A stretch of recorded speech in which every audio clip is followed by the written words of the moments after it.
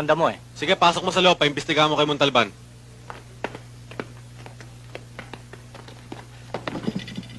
Montalban, O, ano yan? damo na naman yan eh. Pinahirapan ako niyan eh. Ikaw nang bahala dyan ha. Iwanan mo na yan. Maghintay ka. Oo. Pangalan, 1, apelido. 2, 3. 1, 2, 3. Saan ka nakatira? Numero ng tahanan mo. 4562 Street. 4562 Street. Corner 8910 Avenue. Corner 8910 Avenue. Puro numero ito. Pasinyo gobyerno, sila naglagay eh. Talagang kayo, oo. Wala na kayong pagbabago. Eh kung magbabago ako, salbahe ang dating ko. Mabait ka ba? Oo, pinagli ako sa anghel eh. Anghel, gusto mo bang maging kerubin? Di naman ho. Ang gawain nyo, masama. Gawaing satanas yan. Gano'ng katagal ka na nagdadamo? 2 taon ho. 2 taon, ha? Ano naman epekto nito? Maganda. Maganda, ha? Lumalakas yung katawan ko. Hiyang, ha? Hiyang na hiyang ho. Hiyang na hiyang, ha? Hiyang na hiyang. Gamot. Pag nasobran ako sa pagdamo, nahihilo ako, gumagamit ako ng syrup. Sirup?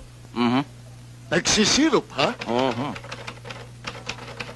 Sa 2 tinanong ko sa'yo. Masama ang dating ng marijuana. Ang masama talaga yun. Kayo ba yung nagmamariwana? Nung araw, Ha? Ano epekto? masama, kaya tinigilan ko.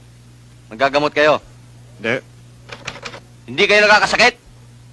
Hindi. Sinungaling! Sinisigawan Walang mo na! taong hindi naka... Sinisigawan mo na ako! Yeah. Nagkabaliktad ng sitwasyon. Bakit ka tanong ng tanong? Sagot kayo ng sagot. 1! Ano ba sinasabi ni Sargento na pinag-aabol ka raw ng pulis? Hinuli ako sa pagdadamutay. Bakit? Boss, mas maba magdamo? Hindi ba niyo alam na masama magdamo? Eh kung ako nagdadamo eh. Ah, gano'n ha? Magaman nagdadamo.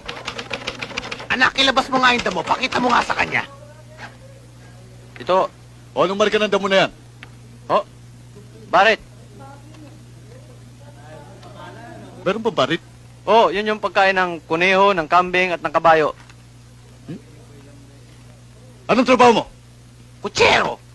Katunayan nga eh, diyan ko binubuhay ang pamilya ko sa damo. Ah, gano'n. Nagugulan ako. Bakit naman gano'n? Hindi ko agad sinabi sa akin. Hindi nyo agad tinanong! Mga bisit kayo! Sige, muli na kayo! Sige, magsilayas kayo! Wala ba kayong kabayo sa inyo? Oh, mga bisit!